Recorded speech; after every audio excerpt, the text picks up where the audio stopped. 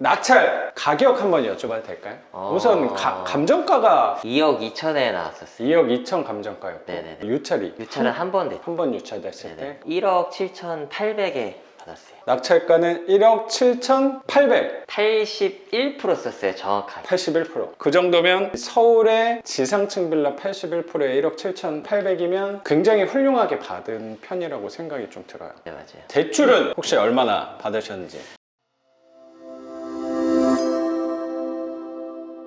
다음 주에 세입자가 들어오니까 바로 수리를 맡겨야 될 것 같아요. 싱크대는 시간이 촉박하긴 한데 최대한 연락을 해보고 일자로 하면 뭐 한 2m 50 정도 길이면 말씀하신 대로 쿡탑이 빠지면 120 그 정도까지만 하면 인조 대리석 넣으실 수 있을 것 같아요. 그리고 도배장판은 제가 자주 부탁드리는 분이 화곡동에 계세요. 그분은 시간을 빨리 땡겨서 맞출 수 있으니까 도배장판부터 해도 좋을 것 같아요. 싱크대가 기역자로 만약에 안 하면 요 밑에 도배지가 들어가야 되잖아요. 싱크대를 하고 나서 도배장판을 하는 게 맞긴 하거든요. 싱크대 어떻게 되는지 보고 나서 해야 될 것 같네요. 만약에 장판을 먼저 들어가야 된다 그럼 이거 그냥 기역자로 해야 될 것 같기도 하고, 왜냐면 이 바닥 때문에. 그쵸? 넉넉히 일단 150 잡아볼게요. 그리고 도배장판은 100만원. 여긴 천장도 다 해야 될 것 같아요. 넉넉 잡아서 도배장판 이렇게 천장까지 하는데도 한 100만 원 정도 들어요. 100만원 조금 더 될 거예요.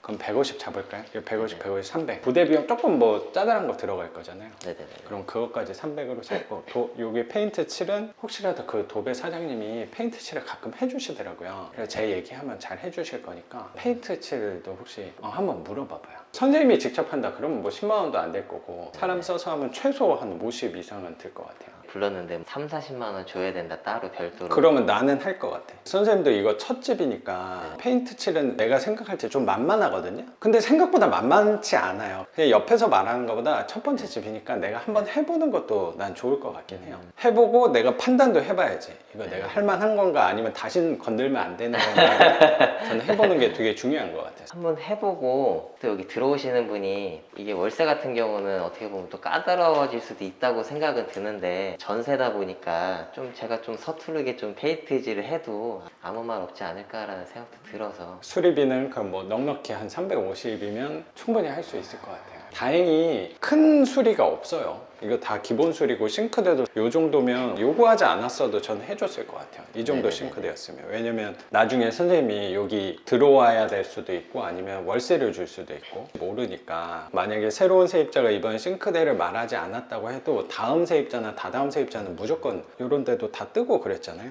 물 먹고 뭐 깨진 부분도 있고 하니까. 그리고 이 냉장고도 안 될 거 아니야. 네, 고장났다 그랬어요. 보통 이거는 다 못 쓰더라고요. 어차피 바꿔야 되는 부분이니까 그냥 시원하게, 부탁 안 했어도 이건 제가 하라고 좀 권장을 했을 것 같아요. 네네. 기분 좋게 해드리면 될 것 같아요. 그래서 수리비는 한 350이면 넉넉히 잡은 거라고 생각이 좀 들고, 이 집 낙찰을 2달 반 전에 낙찰을 받았고, 낙찰 가격 한번 여쭤봐도 될까요?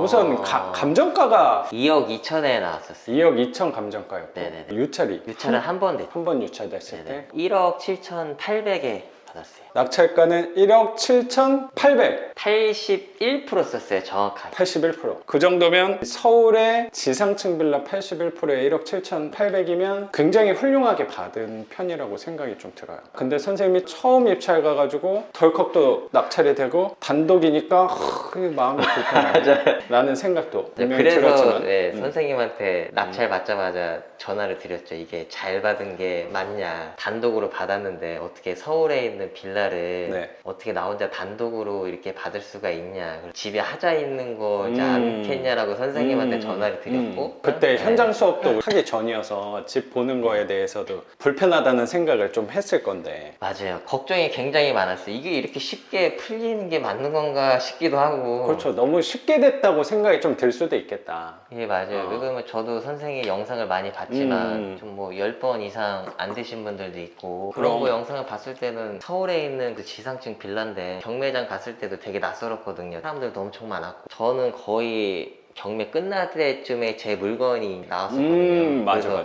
그 앞에 있는 상황을 보다 보니까 사람이 막 10명도 나가고 10몇 명도 나가고 적어도 한 두세 명씩은 나가고 왜 이러니까 저는 떨어졌다 생각을 했거든요. 근데 단독으로 받다 보니까 기분이 그러니까. 좋기도 하고 무섭기도 하고 맞아, 그랬어요.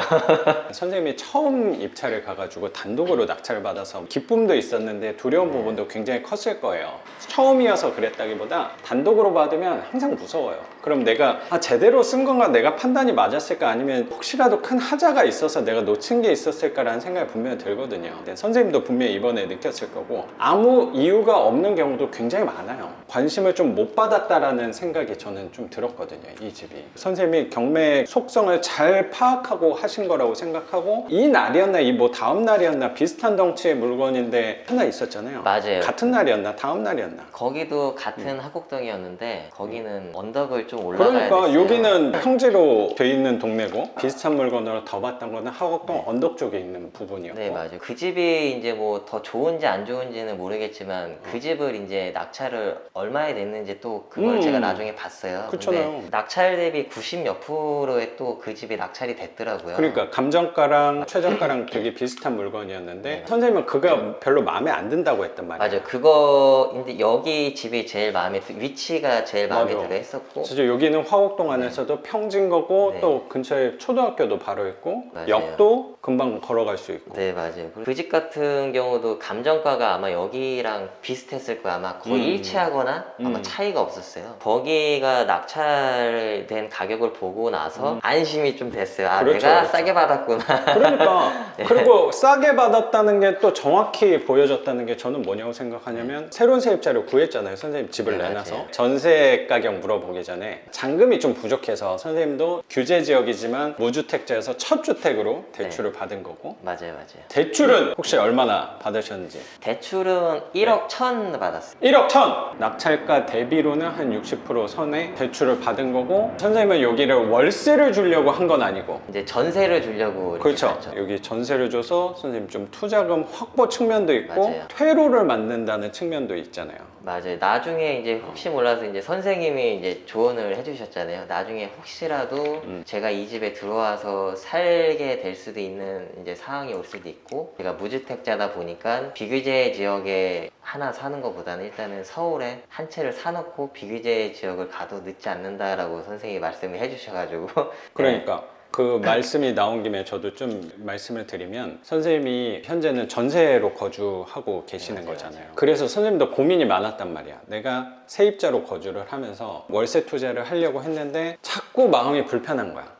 이게 내가 월세는 늘어나도 결국에 내가 사는 집도 세입자로 살고 있으니까, 내가 사는 집도 결국에 집 가격이 올라가고 하면 나도 불편해지는 거 아닌가라는 생각이 분명히 중간중간 드셨을 것 같아서. 맞아요.